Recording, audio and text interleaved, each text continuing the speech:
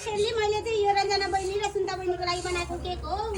बनाउन लगाएको र कसैले बनाइदिएको केक हो। अब उनीहरू यत्रो वर्ष हामी लगभग 2-3 वर्षसँगै भयो यो पोटाकस्टामा आयौँ होइन। कहाँबाट कोही कहाँबाट आएर हामी नेपाली भए पनि विभिन्न ठाउँमा बस्दै आएको मान्छेहरू आज हामी यो ठाउँमा आयौँ, भेट्यौँ होइन, एउटा फ्यामिली भयौँ। त्यसको लागि हामी सबैलाई धन्यवाद। आज आएर दुईटा बहिनीहरू चाहिँ आफ्नो भविष्यको लागि, आफ्नो फ्युचरको लागि उनीहरू चाहिँ डिफ्रेन्ट ठाउँमा जाँदैछन् पोटाकस्टाभन्दा बाहेक। त्यही भएर उनीहरूको लागि मैले यो केक अर्गनाइज गरेको उनीहरूको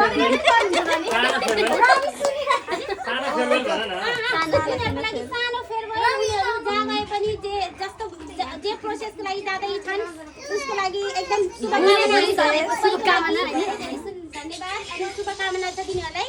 ल बहिनीहरू यहाँ आइदेऊ र सबैलाई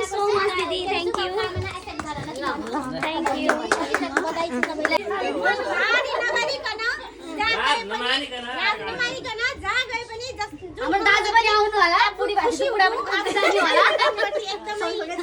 एकदम सक्रिय भएर लाग्नु। अब हामीले भन्दैन यति बोल्दा त आइदेऊ त यार। ल एउटा र भाइ आऊ। उ त सुन्ता बहिनीको आइसक्यो। सुन्ता बहिनीको आइसक्यो। रञ्जना आउँदै खोज्नु पर्ने क्या।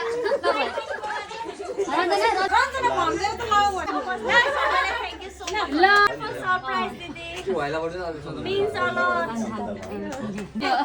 मैले खा हो हेर न भाइको कति छिटो फोटो कसरी खिच्नु के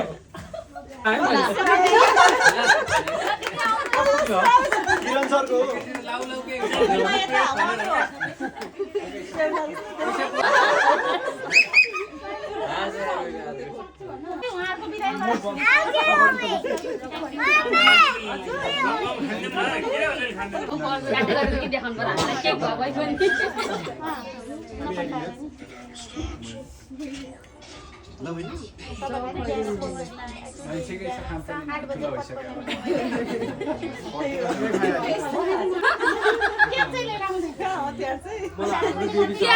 भन्नु पर्दैन